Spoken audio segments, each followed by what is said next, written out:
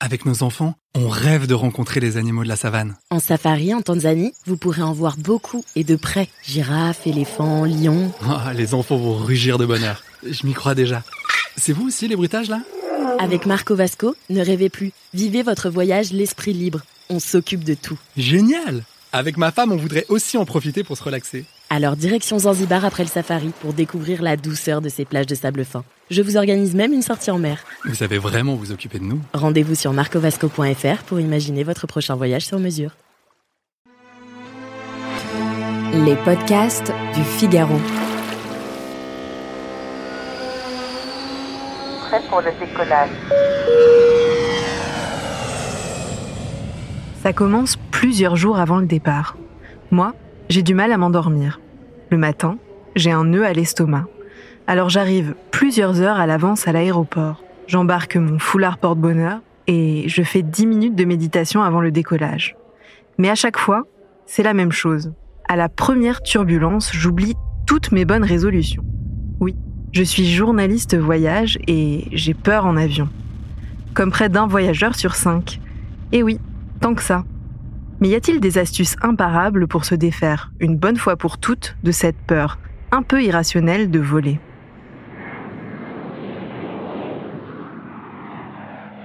La première chose à faire, c'est d'identifier ce qui vous fait peur en avion. Moi, c'est les turbulences. Mais vous, c'est peut-être le fait d'être enfermé, de ne pas avoir de contrôle sur l'appareil, la hauteur ou même la crainte d'être malade. En fonction, évidemment, les solutions sont différentes. Dans un cas, une explication rationnelle va suffire à vous rassurer. Peut-être par exemple qu'il faudra vous expliquer ce qu'il se passe précisément quand un avion décolle. Et dans un autre cas, il faudra une approche plus émotionnelle, comme apprendre à gérer votre stress ou travailler sur votre phobie. Le deuxième conseil concerne plutôt votre hygiène de vie. C'est du bon sens bien sûr, mais essayez d'être dans des conditions optimales pour voyager. En bref, ne vous couchez pas trop tard et prenez un repas consistant quelques heures avant le départ. C'est ce que recommande Xavier Titelman, spécialiste de l'aviation et cofondateur du Centre de traitement de la peur en avion, centre qui propose des stages pour soigner sa phobie. Ce qu'il faut savoir, c'est que notre peur, elle vient de notre cerveau profond. Et le cerveau profond, le cerveau des émotions, lui, il prend le dessus dans plein de situations, l'inconfort, la douleur, la fatigue, le café, l'alcool, etc. Il y a un facteur de désinhibition. Mais d'une manière générale, c'est vrai que plus vous allez arriver reposé à votre vol, par exemple, et puis plus votre cerveau va fonctionner correctement. Et moins vous avez de chances d'analyser le visage de l'hôtesse qui a arrêté de sourire comme la preuve qu'on va se cracher. Ça, c'est donc avant le départ. Mais pendant le vol, il y a quelques techniques assez simples pour se rassurer. Par exemple, vous pouvez faire des exercices de respiration, comme la cohérence cardiaque, ou méditer via une application sur votre téléphone. En quelques minutes, les battements de votre cœur ralentissent et vous vous sentez plus détendu. Et là aussi, plus vous en prenez l'habitude, plus c'est efficace. C'est même scientifiquement prouvé.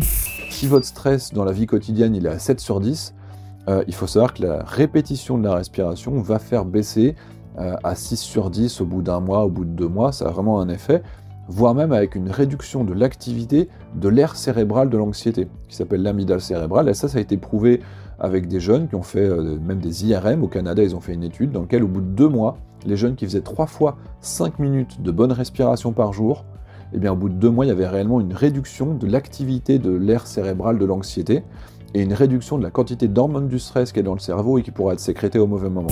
De quoi moins stresser dans l'avion, mais aussi dans votre vie de tous les jours. Alors on récapitule. Il faut une bonne hygiène de vie, comprendre comment vole un avion et apprendre quelques techniques de relaxation. Et quand ça bouge un peu trop, notre spécialiste a une astuce toute simple. Vous n'avez besoin que d'une chose, un stylo. Quand vous êtes en train d'écrire, vous activez forcément le cortex et vous activez la motricité fine. Alors, si vous écrivez « je suis dans un avion, je déteste ça, je sens des turbulences au secours », même si vous écrivez des choses plutôt négatives, vous allez quand même forcer votre cortex à rester fonctionnel. Et donc, vous n'allez pas vous laisser déborder par le cerveau profond, le cerveau des émotions. C'est plus facile à dire qu'à faire. Évidemment, encore une fois, ça repose aussi sur des réponses techniques. Je sais qu'il y a une turbulence, c'est pas agréable, mais je sais que mon avion est capable de résister aux pires turbulences du monde. Ça, c'est une réalité, et logiquement, c'est ça qu'il faudrait réussir à écrire. Mais le simple fait d'activer l'aire cérébrale du mouvement et le cortex, c'est des choses qui vont réussir à nous apaiser. Alors, au moment de faire votre valise la prochaine fois, pensez à embarquer votre Moleskine préféré. Il sera plus utile qu'une coupe de champagne, qu'une boîte d'anxiolytiques ou même que votre foulard porte-bonheur. Merci d'avoir écouté ce podcast. Je suis Claire Rodino, journaliste au Figaro. Cet épisode a été réalisé par Louis Chabin. Vous pouvez nous retrouver sur Figaro Radio, le site du Figaro et sur toutes les plateformes d'écoute. À bientôt.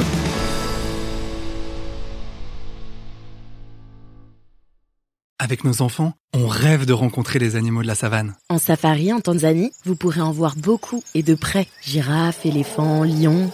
Les enfants vont rugir de bonheur. Je m'y crois déjà. C'est vous aussi les bruitages là ? Avec Marco Vasco, ne rêvez plus. Vivez votre voyage l'esprit libre. On s'occupe de tout. Génial ! Avec ma femme, on voudrait aussi en profiter pour se relaxer. Alors direction Zanzibar après le safari pour découvrir la douceur de ces plages de sable fin. Je vous organise même une sortie en mer. Vous savez vraiment vous occuper de nous ? Rendez-vous sur marcovasco.fr pour imaginer votre prochain voyage sur mesure.